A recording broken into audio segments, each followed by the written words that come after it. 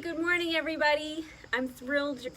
Rain is wonderful for all the plants that I've been putting in. You know, this has been a big year for me. Yeah, I've never been into gardening much, even though I come from a farm family. And so this year, I've just, piece by piece, I keep adding stuff to my life, and it's just really, really neat to have that beauty and that joy and really be turning my life space. One of the things we're talking about, creating a safe space for self, you, really healing from anything, narcissist relationships, whatever it may be, is you have to start out with just a safe space internally, like I'm doing at home, but a safe space internally as well. A space where you can trust yourself to care about your needs, to care about what matters to you, even thoughtful to your feelings.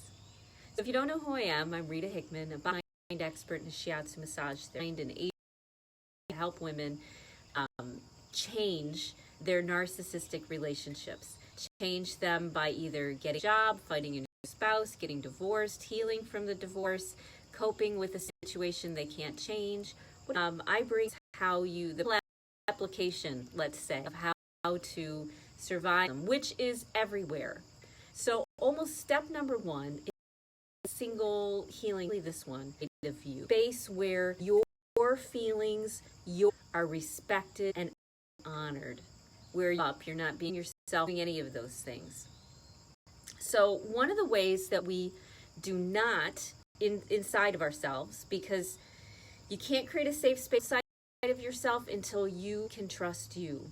And one of the ways we get narcissistic relationships, which are unhealed wounds, typically, into us when we were younger, that left us traumatized, feeling like we never finished the process, like that this big.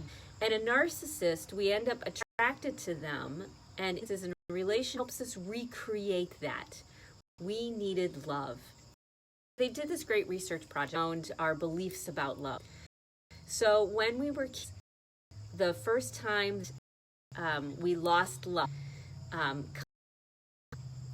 the first time that we lost a sense of love, in our child mind, we tried to figure it out.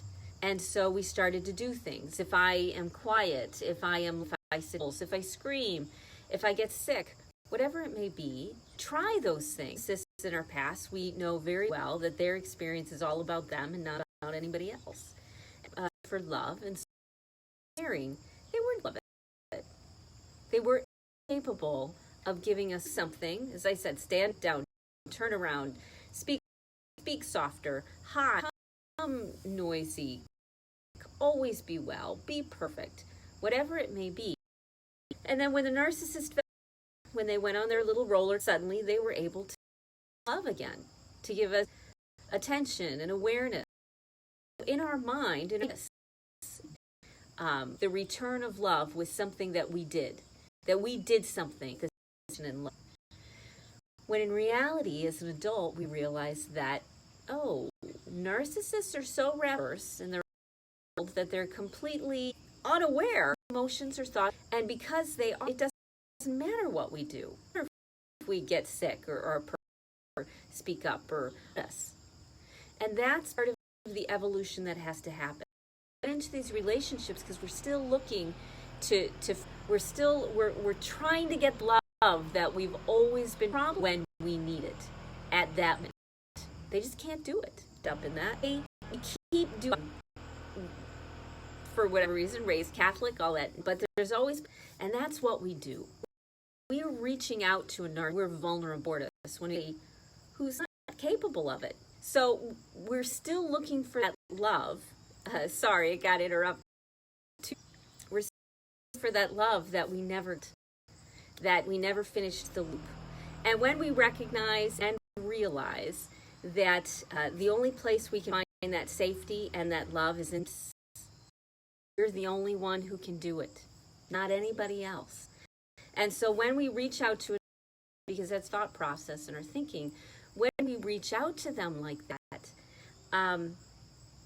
we're going to end up unhappy and miserable and still not finishing the circuit. So when you're needy and you expect needs not met, expect to have them ignored, expect them to not be important to the narcissist, expect the narcissist to make it all about themselves. You're not going to get what you need that way. You have the Lord in you. The voice in your head, the voice in your heart has to give you that love and that care. Has to tell you how smart you are and that you can do this day or 7. And if you're thinking about or trying to finish that loop or get that love from people who are incapable of giving, then you're going to. But when you start realizing this person isn't capable of giving what I'm looking for, they're capable of being there for me, they're capable of caring about me the way that I need them to care about me right now. In fact, that's true with a lot of people. People are more and more absorbed these days, and they really focusing on just surviving issues. And so you caring and supportive for you. You need to not place yourself in a position where you leave yourself vulnerable to a narcissist and they come and beat the crap out of you again, emotionally and verbally, because you've asked for something. Put that expectation, because especially when they're not able to be there for you, and start reaching out to your own giant deep well of love. Give everybody else, because that will help you feel better and help you feel more and grounded. Okay? I would like you to see you or narcissists or anybody else, agree with the healthy mindsets to cope. We've got a small group coaching that we do alone. I want you to meet your own needs. I want you to love yourself. I want you to give yourself kind words and that praise and if you just can't get words going in your head, put in some headphones and listen to music that tells you, the music that says you are wonderful, do this. Listen to music, but let into those things. If you can't put them in your own head or feel them in your own heart, one great way to thinking, because it is music. And sometimes I'll tell you that, sometimes I have to listen to let your 45 minutes. I don't have to do it anymore. What you really need, and caring and connecting only really you. Okay?